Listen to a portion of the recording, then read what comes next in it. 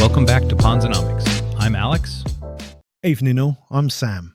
Last episode it was a guy in a wrinkled t-shirt sleeping on a beanbag in the Bahamas. This week it's a Harvard MBA in a three-piece suit in Houston, Texas. The fraud didn't care what either of them was wearing. Today we're going back to 2001, to what was, at the time, the largest corporate bankruptcy in American history. A company called Enron, an energy trading firm that Fortune magazine named the most innovative company in America for 6 consecutive years. Innovative accounting, more like. That employed 20,000 people. That had a market valuation at its peak of $70 billion. And that turned out to be, in the words of one of its own executives, a giant black hole. It's always a black hole. They're always shocked. They never saw it coming. Let's get into it. To understand Enron, you have to understand what it was before it became what it became. It started life in 1985 as a fairly boring natural gas pipeline company in Houston, Texas, moving gas from A to B. Unglamorous, functional, profitable enough. Not exactly the stuff of legend. Not at all. Then, in 1990, a man named Jeff Skilling joined, and everything changed. Jeff Skilling, Harvard Business School, McKinsey consultant, genuinely one of the most intelligent people to ever walk into a corporate boardroom, and absolutely certain of it. Skilling's idea was to transform Enron from a pipeline company into an energy trading company. Instead of owning physical assets, pipes, power plants, Enron would become a marketplace, a middleman, connecting buyers and sellers of energy, taking a cut on every transaction. He called it asset light, the future of business. Which sounds brilliant, and in some ways it was. The problem is that when your business model is essentially being a very sophisticated middleman, and the middleman starts cooking the books, there are no physical assets for anyone to find, no pipelines to count, no power plants to value, just numbers on paper. And if the numbers on paper are fiction, the whole thing is fiction. Smoke and mirrors, a fugazi. The other thing you need to understand about Enron's culture is the performance review system. They called it rank and yank. Every 6 months, employees were ranked against each other. The bottom 15% were fired, automatically, every cycle. Rank and yank. They actually called it that. They actually called it that. The effect was a company where everyone was terrified of being in the bottom 15%, where admitting problems was career suicide, where the incentive was always to make numbers look better than they were, because the alternative was being yanked. You've essentially designed a machine for producing liars and then acted surprised when it produced liars. I mean, who could have possibly seen that coming? And at the top of this machine sat 2 men, Jeff Skilling, the architect, and Ken Lay, the founder and chairman. Lay was the political operator, warm, connected, friends with the Bush family, beloved in Houston. Skilling was the brain. Lay was the face. A lovely partnership. Now, mark-to-market accounting. This is the engine of the fraud, and we need to explain it properly. Go on then. Who doesn't love the nuts and bolts of accounting? Mark-to-market is a legitimate accounting technique. It exists. It's used by banks and trading firms around the world. The basic idea is this. When you sign a long-term contract, instead of recording the revenue as it actually comes in over the years, you estimate the total future value of that contract and record it all up front, today, as current profit. So you sign a deal worth, say, 100 million over 10 years. And you book $100 million in profit this quarter. Whether the 100 million ever actually arrives. Whether it ever arrives. Enron lobbied the Securities and Exchange Commission to be allowed to use mark-to-market accounting in 1992. They were granted permission. And then they used it in ways that went so far beyond the original intent that it became something else entirely. How far beyond? They would sign contracts for businesses that didn't exist yet, book the projected profits immediately. Then the business would fail to materialize, the cash would never arrive, but the profit was already on the books, and they'd sign another contract to cover the gap. So they were borrowing against futures that didn't exist. Sound familiar? It's almost like there's a pattern. The auditors signing off on all of this were Arthur Andersen, one of the most prestigious accounting firms in the world. Founded in 1913, motto, think straight, talk straight. Think straight, talk straight. Lovely.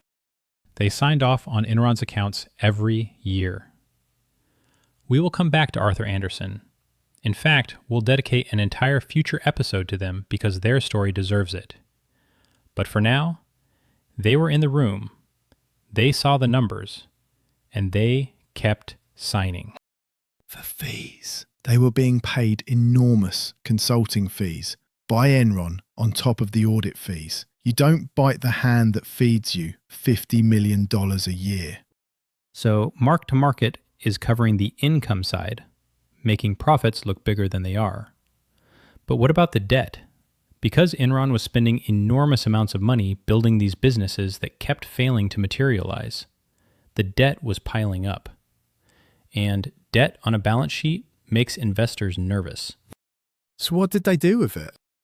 They hid it in shell companies, hundreds of them, special purpose entities, SPEs, which are technically a legitimate financial structure used by lots of companies for lots of legitimate reasons. Enron used them to park debt off their main balance sheet so it wouldn't show up in their accounts. And who was running these shell companies? Andrew Fastow, Enron's chief financial officer. The CFO. The man whose entire job was financial integrity was personally running the fake companies hiding the debt. And personally profiting from them. He was taking fees from the shell companies he managed on behalf of Enron, his own employer. He made approximately $30 million from the arrangement.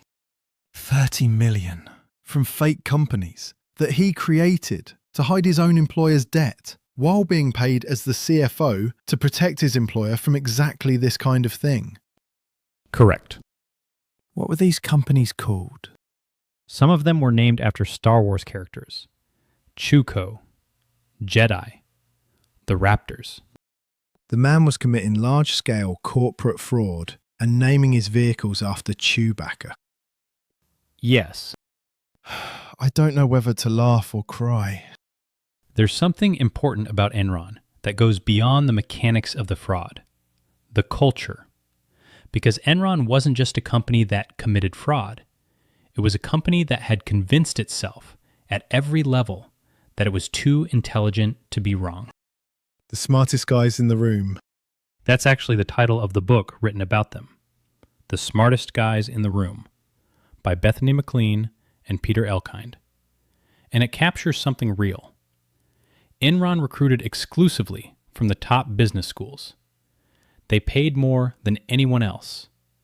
They had a genuine belief that normal rules didn't apply to them because they were simply operating at a level that ordinary people couldn't comprehend.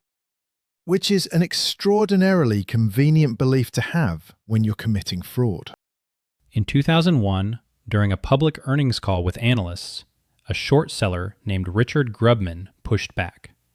He pointed out that Enron was the only major company that didn't release a balance sheet with its earnings. He asked why. Skilling's response, live to a room full of analysts? No. Go on. Thank you very much. We appreciate that. Asshole. He said that live on an earnings call. Live on an earnings call to an analyst questioning his balance sheet. Nothing to hide there then. The fascinating thing is that Grubman was right.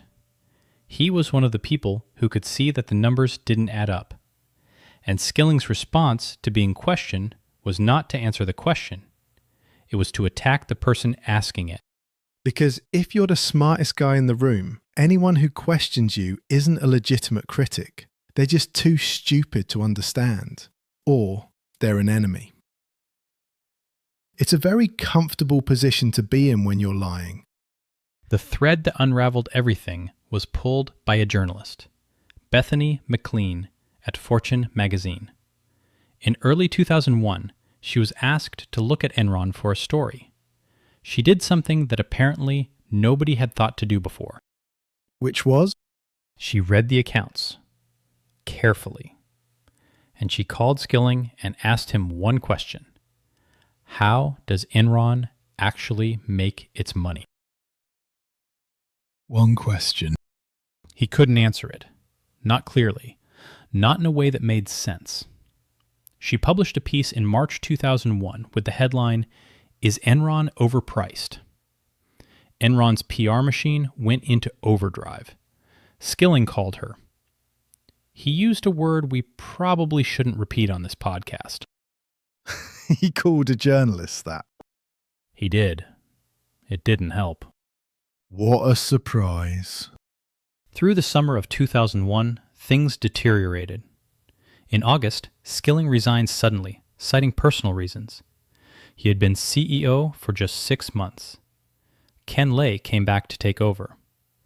An internal whistleblower, Sharon Watkins, wrote Lay a memo warning that Enron could implode in a wave of accounting scandals. And what did Lay do with the memo? He had his lawyers look into whether he could legally fire Watkins. Of course he did. By October, the Wall Street Journal was publishing detailed investigations into the shell companies. Fastow was placed on leave. Credit agencies started downgrading Enron's debt. By December 2001, just months after being valued at $70 billion, Enron filed for bankruptcy. How long did it take from Bethany McLean's article to bankruptcy? 9 months. From one journalist asking one question to the whole thing gone in 9 months. The numbers are staggering. $70 billion in market value wiped out. 20,000 employees lost their jobs. And their pensions? Because Enron had encouraged staff to hold their retirement savings in Enron stock and locked them out of selling it while executives quietly offloaded their own shares. They locked the employees out of selling while they were selling. Correct.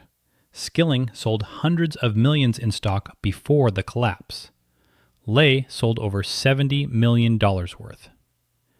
The employees who'd been told to hold lost everything. The people holding the bag at the end are always the same people. Always. Ken Lay was convicted on 6 counts of fraud and conspiracy. He died of a heart attack in July 2006 before sentencing. He was 64. Convenient. Jeff Skilling was sentenced to 24 years in federal prison.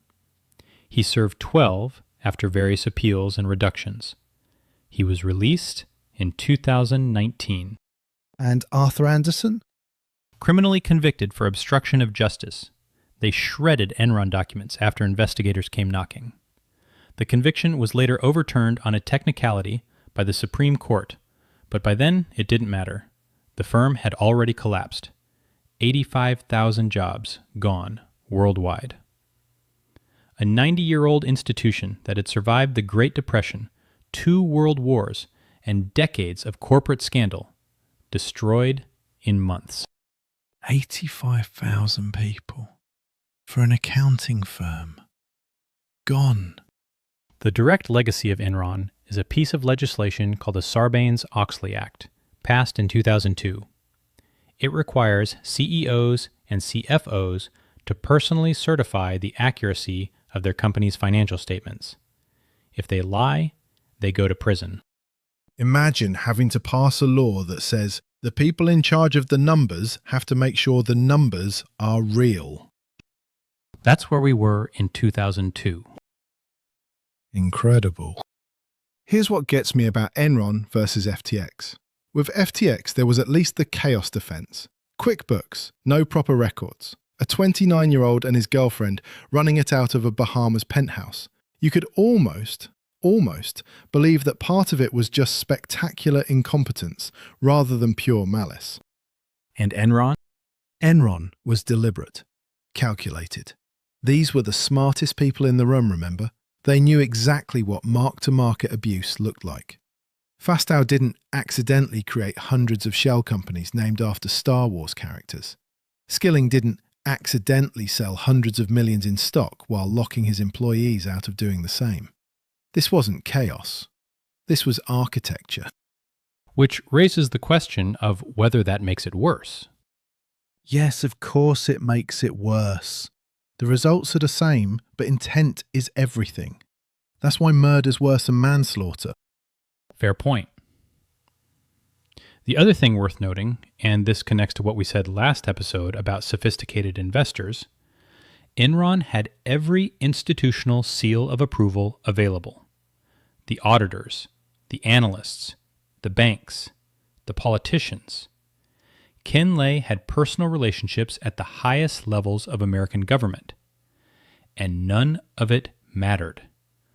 None of those institutions caught it or stopped it. Because the institutions had the same incentive problem as everyone else. Everyone was making money from Enron. Arthur Andersen were getting $50 million a year. The banks were getting deal fees. The analyst firms were getting investment banking business. You don't kill the golden goose. Until someone asks how the goose is actually making the eggs. And then it turns out there are no eggs. There never were any eggs. It was a drawing of a goose on a piece of paper, and someone had written eggs on it in permanent marker. Anyway, what did we learn? That fraud scales with sophistication. The more intelligent the people involved, the more elaborate the architecture, the longer it can run before someone asks the obvious question. That institutional approval, auditors, analysts, regulators, is not the same as institutional integrity. And that when a company's response to scrutiny is to attack the person asking the question rather than answer it, that is the question being answered. The smartest guys in the room. 20,000 jobs, $70 billion, pensions gone. And at the center of it, a CFO naming his fake companies after Chewbacca, a CEO calling journalists words we can't say on this podcast, and an auditor shredding documents while investigators knocked on the door. But sure, smartest guys in the room. Next episode, we go to South Korea. A man named Do Kwon, a cryptocurrency called Luna, a stablecoin called Terra USD, and the single fastest destruction of $45 billion in financial history. It took 72 hours. This time it's different, right? Never is.